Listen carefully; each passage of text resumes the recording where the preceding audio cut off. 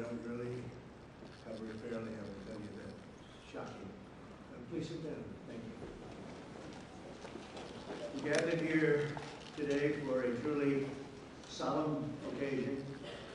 Throughout this hall, I am joined by heartbroken Americans who have lost parents, siblings, children, grandchildren, and treasured loved ones to the scourge of illegal immigration led in by the past administration.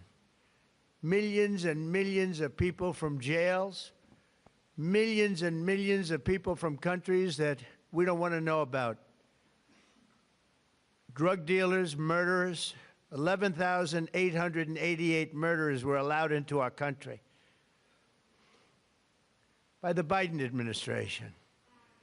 These are the angel families that we love, that for decades our government betrayed and our media totally ignored, and I've seen it.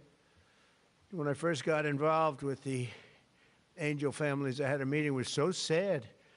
And they got up and spoke, and the media literally just turned off the cameras. They didn't want to hear them. It was my first glimpse as to what was happening. These are sick people that cover stories like that, or that don't cover them, which is worse.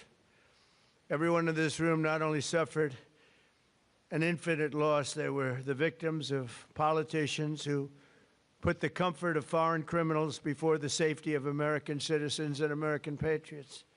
Their stories were censored and suppressed like maybe almost never before, so that the politicians could open our borders and allow our nation to be invaded. If we didn't win the election, our nation would right now be destroyed.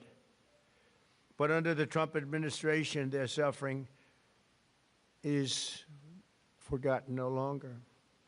In just a few moments, I officially sign a proclamation that I've been waiting to sign for a long time, including my first administration. There were so many different legal roadblocks, it was incredible. We got it done, and I'm doing it today. February 22nd is going to be National Angel Family Day. Very important. So many incredible family members and friends, parents and children. On February 22nd, 2 years ago, a brilliant 22-year-old nursing student named Laken Hope Riley went out for a run on a college campus in Georgia. Laken was viciously attacked, brutally beaten and murdered by an illegal alien gang member who the last administration heartlessly released into our country. No problems. Let them in.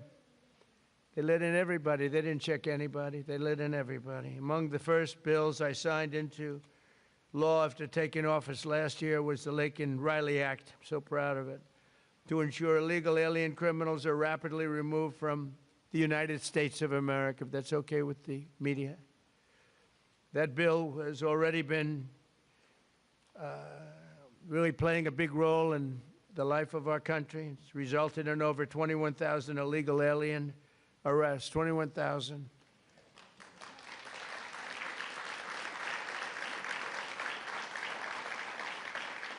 We're joined this morning by Laken's parents, who I have gotten to know. These are incredible people. And I want to ask Laken's mother, Allison, to please come forward and say a few words, please.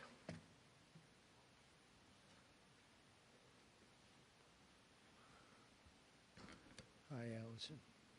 Hi, sweetie. Well, this is unexpected, but I think that a lot of people feel like that President Trump is maybe different than the version I've gotten to know. And I just can't thank you enough. You have said from the beginning, literally the day after this happened, that you would not forget about Laken. You weren't president at that time, and you have not forgotten. You have fought a fight that most people would not want to have to fight. Most people wouldn't. They would just say it's just easier not to do this. And President Trump you are doing a thankless job that most people just wouldn't do. And I just can't thank you enough. There are just not enough words to say. Because if you've lived the nightmare that we have lived, you understand the importance of the job that he's doing and securing our nation and fighting for our families. Because this could be any family. This happened to my family. This could be any one of your families. And Laken was the most responsible, hardworking, kind, selfless, beautiful Christian. And she wasn't somebody that put herself in bad positions. She didn't make bad choices. She was just a good girl. And she just wanted to go for a run that morning after she'd gotten up at 4 o'clock the morning before to decorate her roommate's door for her birthday. And she did everything for everyone else. She expected nothing in return. She just wanted to be a good friend and a good sister and a good daughter and a hardworking nurse. She was working so hard for. And I'm beyond blessed and thankful that you're honoring not just Laken, because she's one in a ton of people that have suffered at the hands of illegal immigrants. She's not the only one. And so thank you for honoring all of them, not just Laken. And we're just beyond grateful. Thank you. Thank you so much, Joe. Thank you.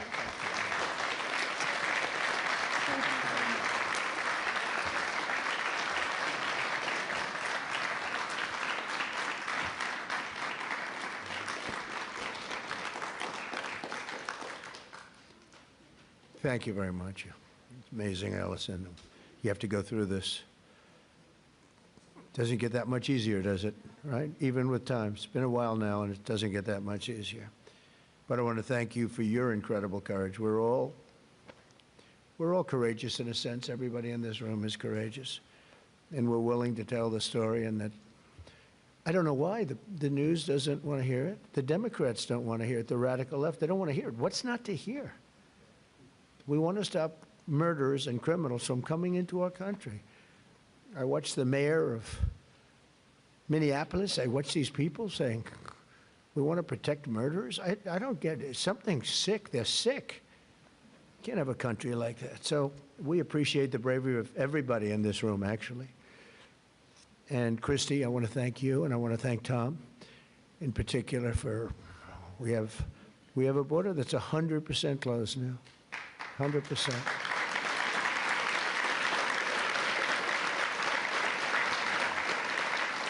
So Laken's story is even more tragic because her death was completely preventable. It shouldn't have happened. Guy should never have been here.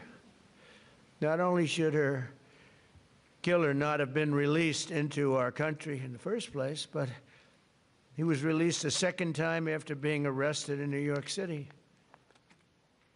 Here today is a great gentleman, the police officer who arrested that illegal alien, only to watch him be set free to kill. I mean, he was arrested and they let him go free. They knew he was trouble, big trouble. Many of them are like that. They release him knowing it's going to kill again, but they released him and set him free to kill Laken. So I'd like to have Ethan Carreri come up, please. He's a great, highly respected police officer, and you could explain what happened. Come on up. Thank you, Ethan. Thank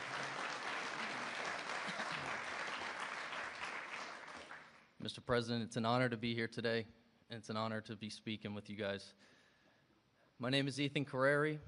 I'm a police officer in Palm Beach County, Florida, and a former New York City police officer.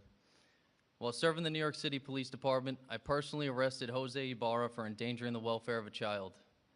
A few months later, I saw his face again in the news after he viciously murdered Laken Riley. I did my job. I put him in custody. The system failed. No detainer, no accountability, no deportation, and an innocent American life was taken.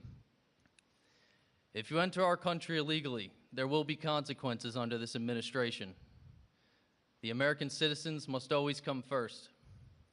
To Laken Riley's family, your loss should have never happened.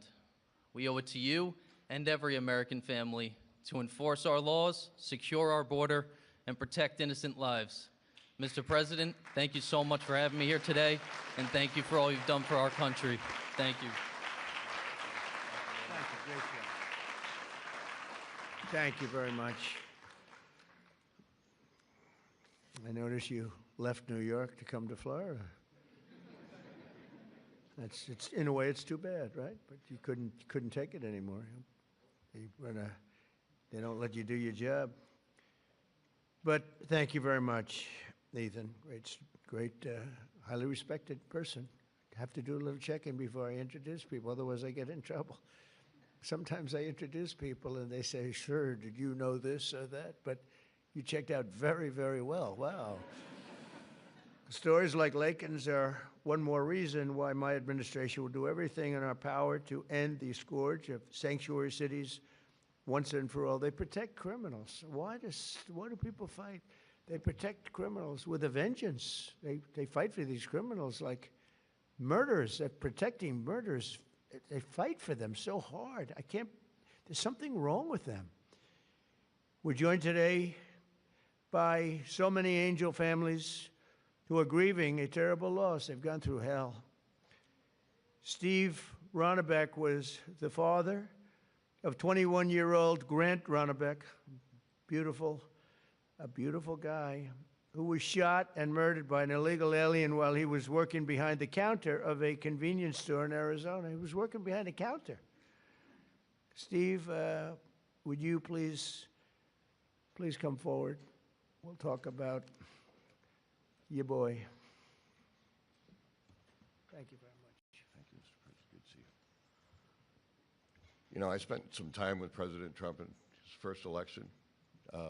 President Trump talked about Grant even before he was elected in 2016. And finally, we had hope. We had hope that it was going to end.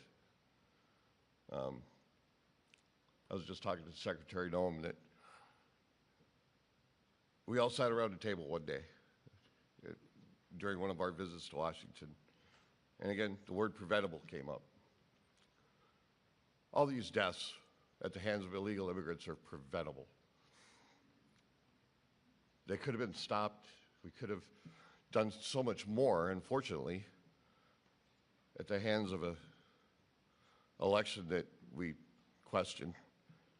Somebody took their foot off the brakes and put their foot on the accelerator to let these people into our country. And it wasn't just regular people, it was criminals, it was murderers, killers, rapists. And now today, we are finally going to see that somebody's going to remember all of our loved ones. They're going to remember the names, and they're going to remember what we've all been through. Thank you, Mr. President.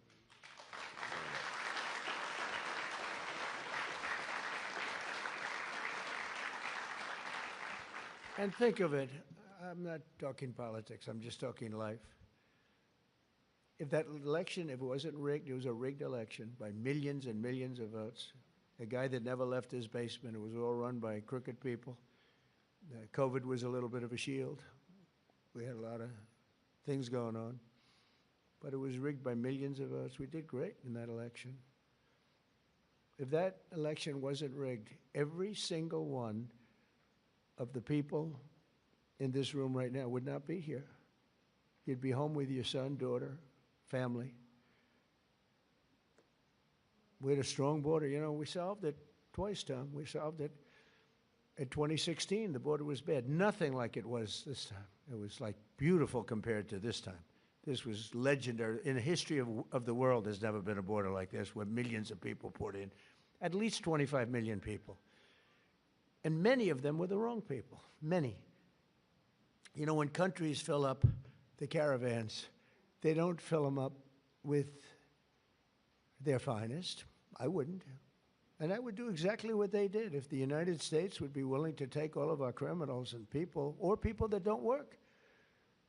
But they are smart people. I got to know most of those leaders. I know them. I said, what are you doing? They said, look, it was a totally open border. They saved hundreds of millions of dollars, and they gave it to us, and we've done a great job. Tom Homan, Kristi Noem, our people, they've been incredible, the job they've done. And they take nothing but abuse, but, you know, they're sort of pretty hardened to that, I think, because they know they're doing the right thing. It just amazes me that there's not more support out there. It's just, we actually have a silent support. I think it's silent. I think it's well, that's how I won. I got probably 85 million votes. They say 78 million, 79 million. They cheated in this election, too. It was just too big to rig. Too big to rig. But they cheated like hell. They can't win on policy. Men and women's sports. We have a new one, though. Voter ID. I think that's as crazy as they won't approve voter ID. They won't approve proof of citizenship. They won't approve no mail-in ballots, even though they know it's crooked as hell. Where the ballots are sent to, in many cases, Democrats. Republicans don't get theirs, and they're calling frantically to get their ballot. A Democrat will get 3, 4, 5, 6, and even 7 ballots. And then we're supposed to win. That's what they're good at. They're professional. Cheaters. But we wouldn't be here right now. I'm just thinking as we're going through it, because we've suffered through it together. I suffer for the country. I mean, it's the people I've gotten to know, the mothers and fathers, mostly mothers and fathers. Husbands in some cases, wives in some cases, but mostly mothers and fathers, what they have to go through. Also with us is Marie Vega, the mother of Javier Vega Jr., a retired U.S. Marine and Border Patrol agent, so respected, who was murdered in front of his family by 2 illegal aliens, bad ones, really bad ones. People you could look at them and you could say, trouble. Trying to steal his family's trucks. He wanted to take everything the family had, but the trucks in particular. Marie, please come forward. Thank you, darling.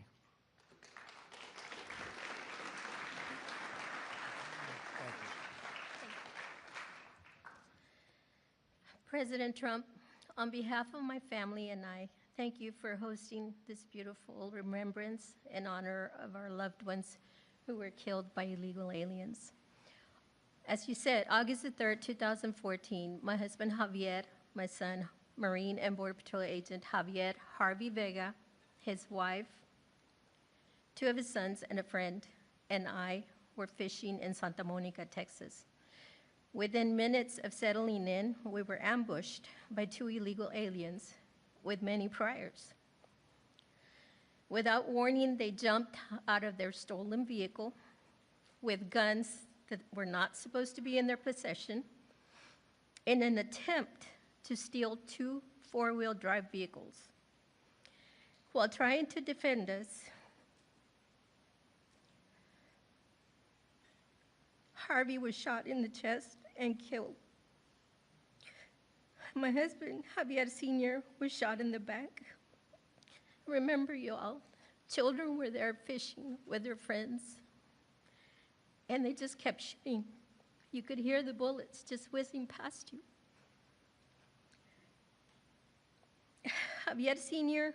returned fire with this weapon, and I grabbed the AR that Harvey had attempted to defend us with, and I returned fire as well.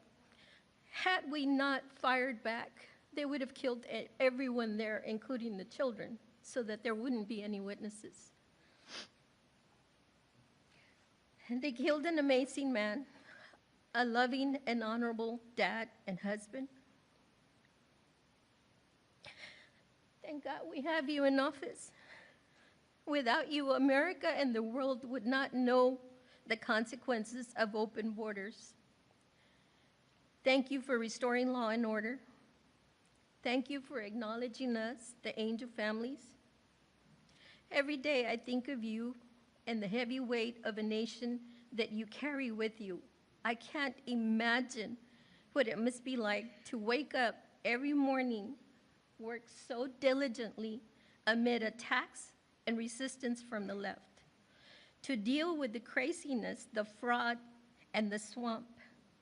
But you get it done day in and day out, all while finding solutions to making America great again.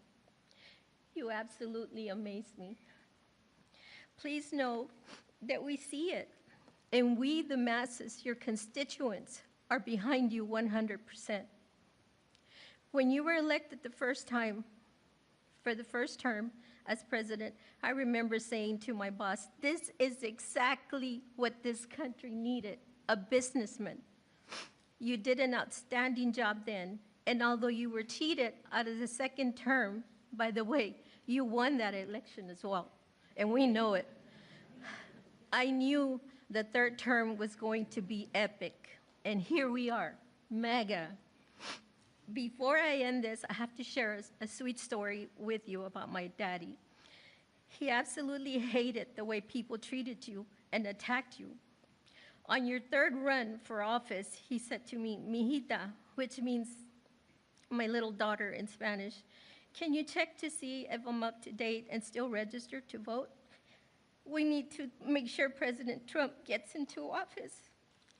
I said, "Of course, Daddy." And I did, and I checked, and he was registered to vote. We lost a great man, April the 3rd of 2025, and that would be my daddy. Again, thank you for everything. Thank you for backing Border Patrol and ICE and backing these families. Thank you so much. I love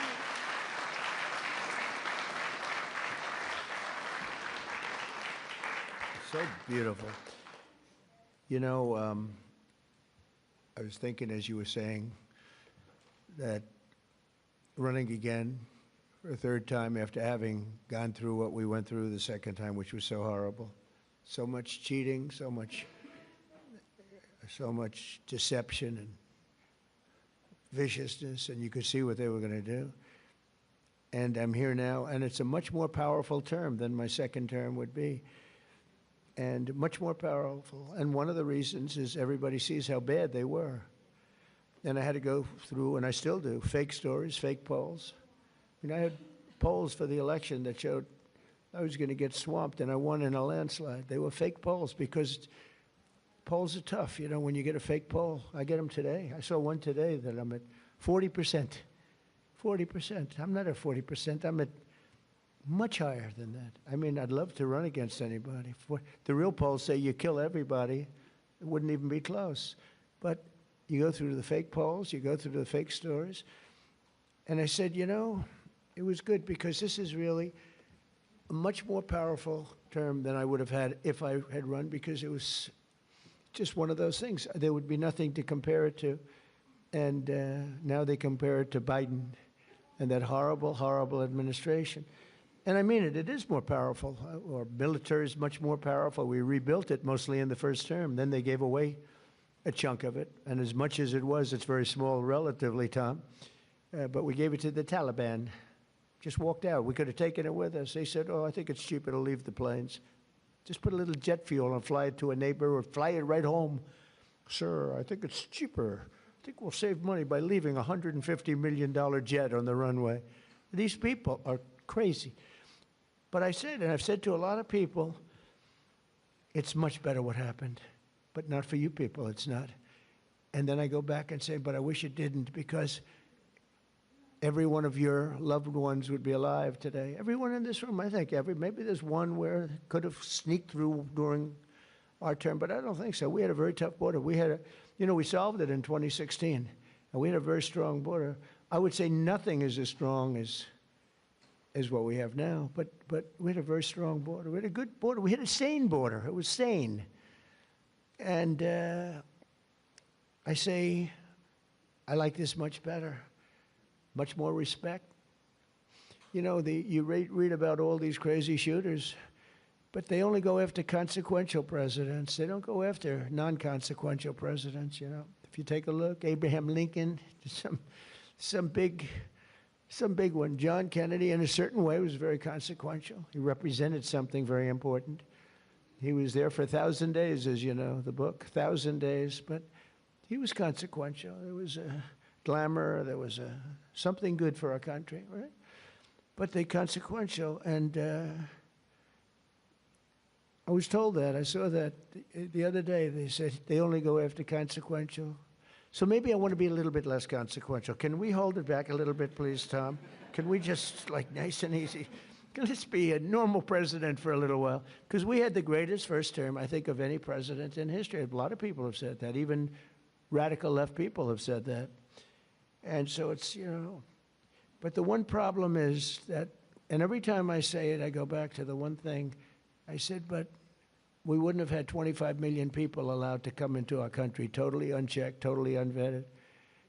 And those are the people that destroyed your lives. They destroyed your lives. They wouldn't be there. So I always say I like it better, but there's one thing I don't like better, and that's what they did. Because I think that's the single biggest problem. You know, he gave us inflation, highest inflation we've ever had. I solved that. Right now, inflation's at a low, very low number. How about gasoline? I was in Iowa, $1.85 a gallon. You know, I solved that. I did a great job with that. Prices are coming way down, and I'll get them down further. But, you know, Christ, no matter. By the way, if I came up with a cure for cancer, they would say, he should have done it years ago. There's not a thing I can do where these people are going to give me credit, and that's okay, because we won in a landslide, so the people understand. People understand. But the one thing that I regret about the election and the process, because it's a much bigger, more important, you look at what we're doing throughout the world, we're respected like we've never been before. But the one thing that I can't do anything about is that he allowed 25 million people, many of these murderers, drug lords, criminals, people from mental institutions. They emptied their mental institutions, Tom, is that right? All over the world. Not just in South America. They emptied their jails, many of them from all over the world. Why? Why would we do this? And they walk in, nobody even asks for, like, do you have an identification? Do you have an ID? It's so crazy. You know, the mayor of New York, and he's a very nice person. I met him, but his ideology is not too good. But we're having a massive snowstorm right now, and I heard that he's asked people to come out and help shovel the snow. Okay, so you get a shovel and you start shoveling, right? What the hell, you're not going to help too much, but you can help. And hello, darling, how are you? Noah, right behind you, look, my friend, right? Are you okay? Yes, you. Are you okay? Are you okay? Good. Good. Are your eyes okay? I gave her money to get her eyes fixed. A lot of money to get her eyes fixed. That doctor ripped me off, but that's okay. And when do you go?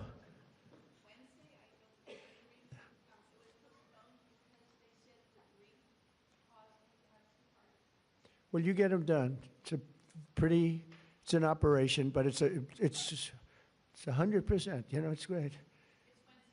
Good. Are you going to have 20/20 vision? She's almost blind, cataracts. She's almost blind, and with one operation that'll take a very short period of time. Hope you have a good doctor. He's an expensive doctor, top of the line, right? But you know what? You're going to have 20/20 vision. Because I noticed you're wearing glasses. I saw you yesterday on television wearing glasses, and I said, well, but anyway. But, you know, speaking of your family, it would be a lot different right now, except for the election. So I always say, it's too bad that happened. And if I had it to do again, it's despite the tremendous job we're doing now, I wish it could have been the other way, because we wouldn't even be having this meeting right now. There'd be nobody. I wouldn't have gotten to know you. But it's gotten to know you under very bad circumstances, right? The worst circumstances. So one of those things. But the thing I can't understand is why the press isn't more supportive. They're so dishonest. The stories, the polls, they poll you, they say, oh, the angel moms. I think the angel moms are the finest people I've met. I mean, the angel moms and families and dads, but these are unbelievable people. Why are they so angry with angel moms? They had their child killed. Stories that are so horrible, I'm not going to mention. A couple of people are in the room. What they did with the child after they murdered the child. It's not even, and these people are actually on the side of the criminal. I don't get it, Tom. Someday you're going to explain it to me, but I don't think you can either. It's crazy. Laura Wilkerson is another American mom whose 18-year-old son, Joshua was horribly beaten, tortured, and murdered by an illegal alien who went totally crazy and just went to school. And I'd like to ask Laura to come up and say a few words about Joshua. Please. Hi. Another one of my friends. One of my original friends, right? Thank you so much for having me today. My name is Laura Wilkerson, and I want to thank everybody for their help in gathering us here, the American Border Story and the White House, and all of your helpers. I thank you for that. I met a man about 11 years ago who was running for office, and he sat with us a couple of days, and he watched as the tears rolled down my face as I told him the story of how our youngest son, Joshua, was brutally beaten, tortured, strangled to death, and his body set on fire. The man next to me was President Trump. He never, ever looked away from my pain. He looked me straight in the eye, and he said, "I will never forget the story of your sweet son, and I will never give up fighting for the American family." I looked at him and I believed him. And here we are these years later, and you can tell all of the work he's done. He's never missed a day of fighting for the American family. I don't know if I've ever met a man who is more interested in this country and running this country and getting it back in shape. And I'm so grateful for what he does every single day. I can't even pretend to understand the spiritual battles that swirl around the office of the presidency and the man who owns that office. I would ask that God breathe a fresh breath of air through this administration so that he can calm those spiritual battles and allow our president to continue to do the hard work. Jesus works on my family every day, still healing us today. And I am just so incredibly grateful for the man who's in office, who never quits. He is sidelined so many times, but we know the man, Jesus, who can take care of that. And we pray today in his name that he will sweep through this country and make it right again. Thank you so much for having me. Thank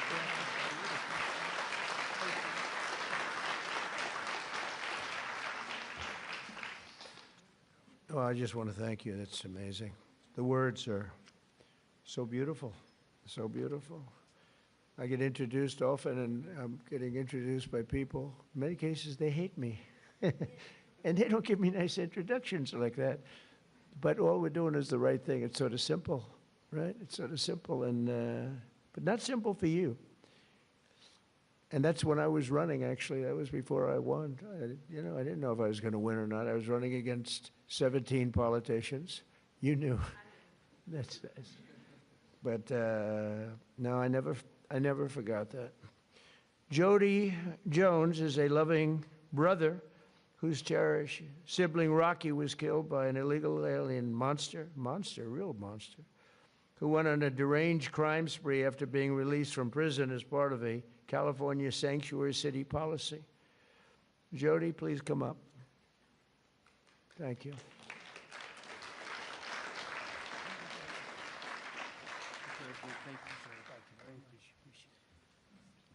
Well, I have the speech, but I'm not going to give it. What I'm going to tell you is from my heart. I want to thank my Lord and Savior, Jesus Christ, first of all, before I do anything.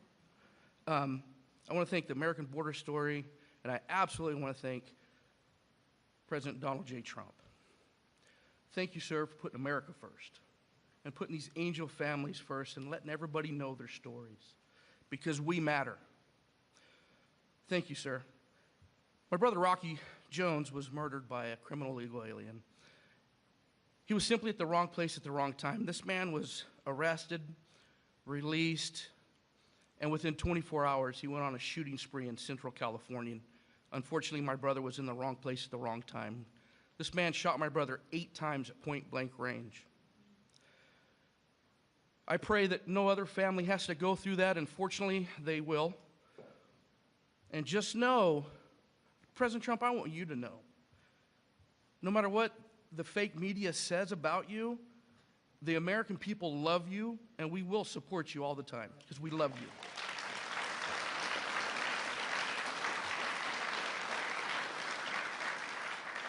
I'm sick and tired of hearing these Democratic politicians stand up on these podiums and say how sorry they are for seeing these criminal illegal aliens being ripped apart from their families. What about us? What about the American family? What about us? We mean something too. And this man right here understands it. I was listening to Grandma Cook, and she said thank you to President Trump. And I love that lady. I don't even know her. I just heard her. I just got the fire inside of me. I'm like, wow, that's an American. I love America. I want you guys to understand this. Americans are not racist. We're not xenophobic because we want a safe America and we want to put Americans first. This man's not racist because he wants to put Americans first. Are you kidding me? I know you guys hear it all the time, but we are not. And I'm going to tell you something. I love America. I love Donald Trump. I love my family. And by gosh, I love America. Thank you very much, Donald Trump. President Trump, you are the man. You are the man. I want to say this. I'm going to end here. I want to say this. I love my country. God bless you. God bless Donald Trump. And God bless America.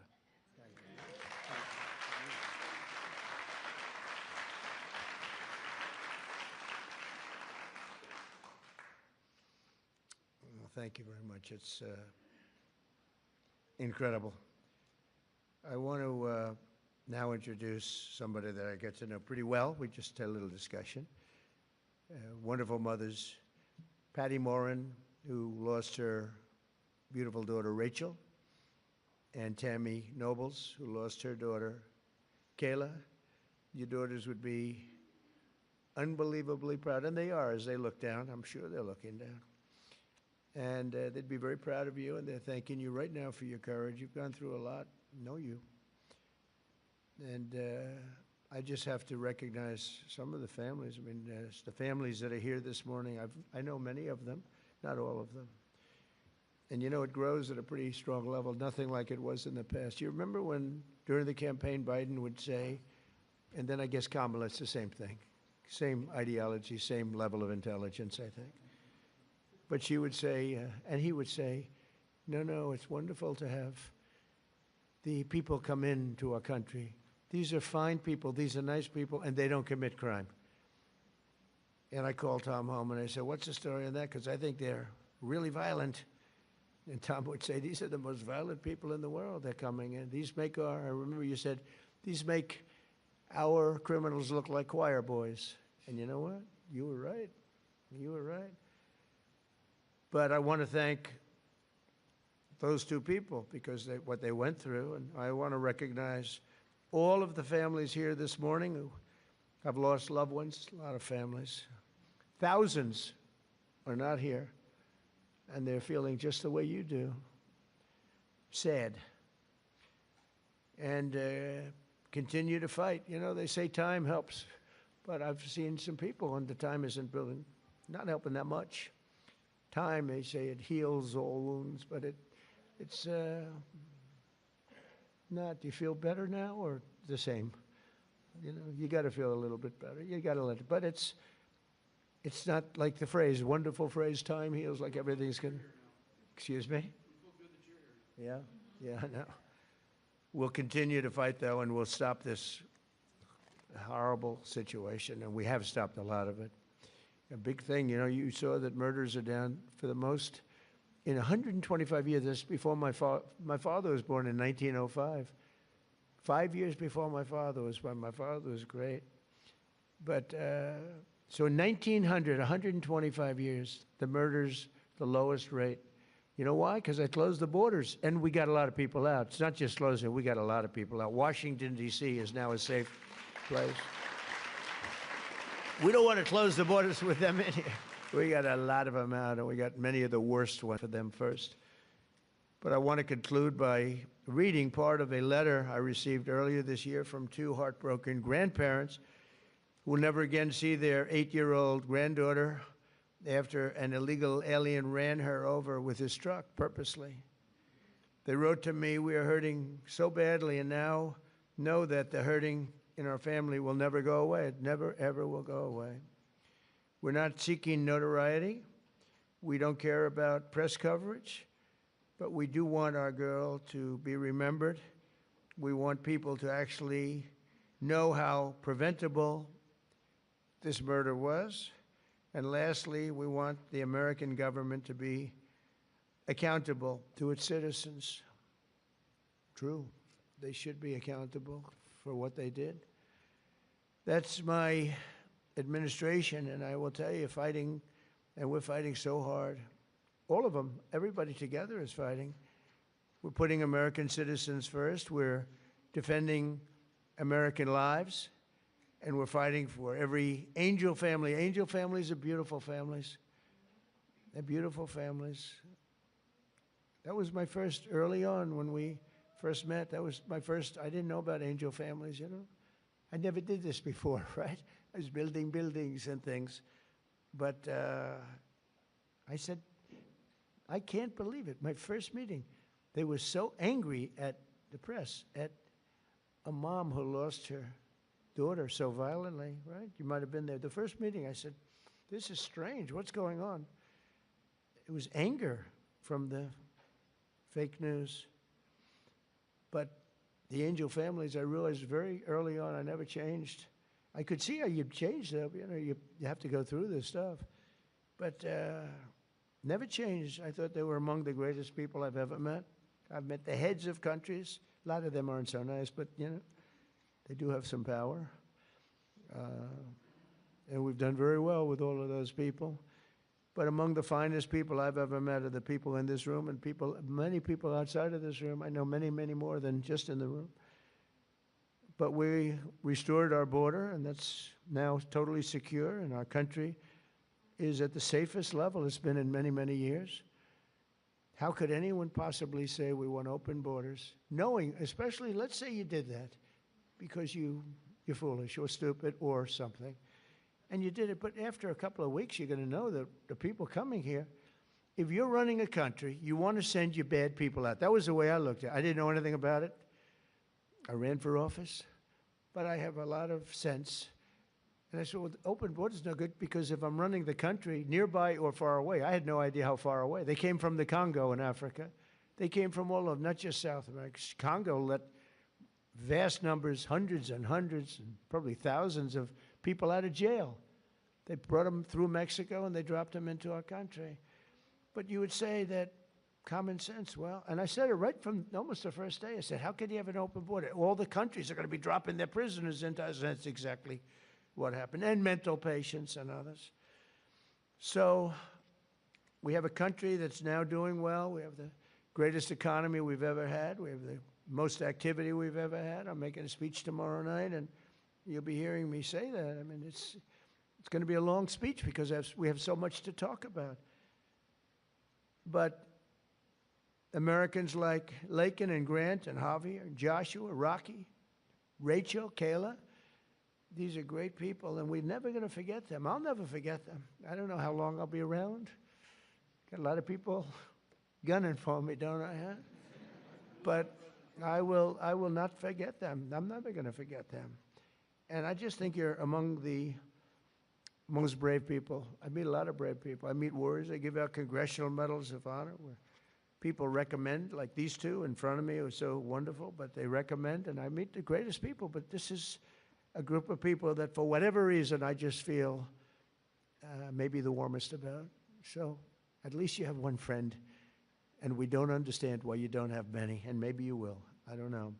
So I'm going to go sign the proclamation, and then we're going to sit in the audience. I'm going to sit with you for the reading of the victims' names, and I'll then depart to a song sung by our incredible, talented military, Amazing Grace. Okay? Sound good? Now, we could have some of the families come up, some of the people come up. You know who you are, and come on, you can stand around me. I don't use an auto pen, so you can watch me actually sign it.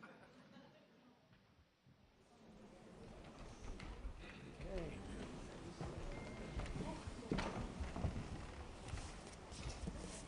We'll do this the right way. Do you have, I want to give coins to the family, okay?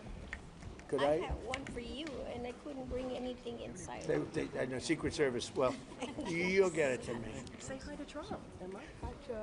Hi, sweetheart. Little Emma. Oh, hi, Emma. Little Kayla. Very good, beautiful. Yeah. Okay, you ready, Emma? We're going to sign this, okay? Okay.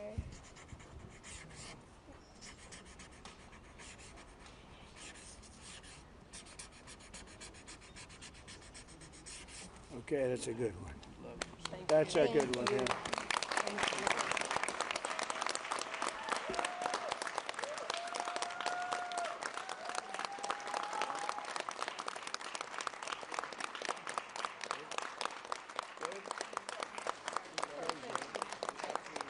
Thank you very much. Thank you. Thank you very much. You take care of yourself.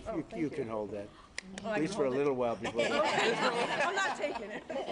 Thank you. So let's do this candle lighting, and it's very beautiful. Please.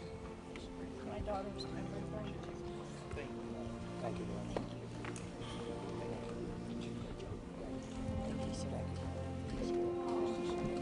I can't tell you how much I love Take you. care of yourself. Okay? It's This is Vince, Doug's brother. This is Tyler. Yes, sir. Absolutely.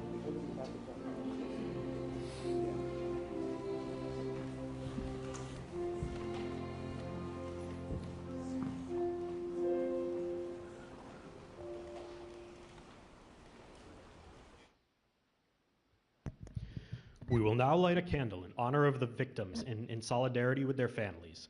Following the lighting of the candle, the names of the victims will be read aloud so that their memory may be honored.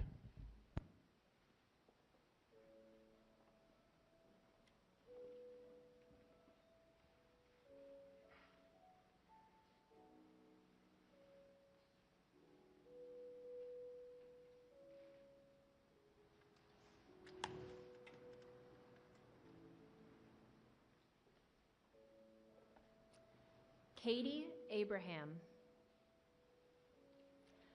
Chad Eistrup, Austin Babcock, Megan Elizabeth Ida Boz, Jesse Bird, Liam Cantu, Michael Clayton, Gail Clayton, Sander Cohen, Piers Corcoran, Ronald De Silva, Jackson Davis, Christopher James De Leon, Joseph Di Tommaso, Marshall Dova, Brady English, Shaylee Estes, Lacey Marie Ferguson, Maura Garrity,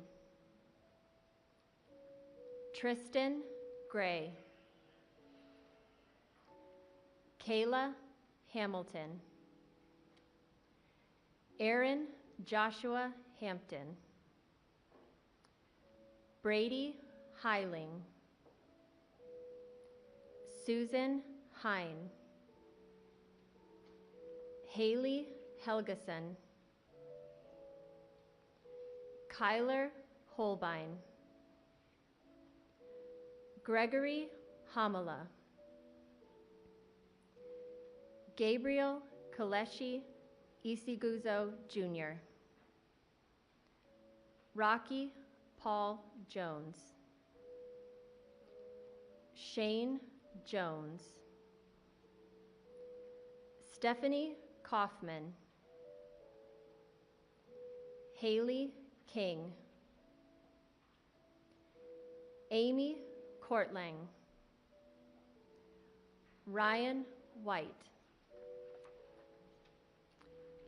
Brian Moss, Robert Mopin, Lisbeth Medina, Brandon Mendoza, Brandon Michael, Dominic Montoya, Jonathan Moody Jr., Reuben Morfin, Rachel Morin, Krisha Odette,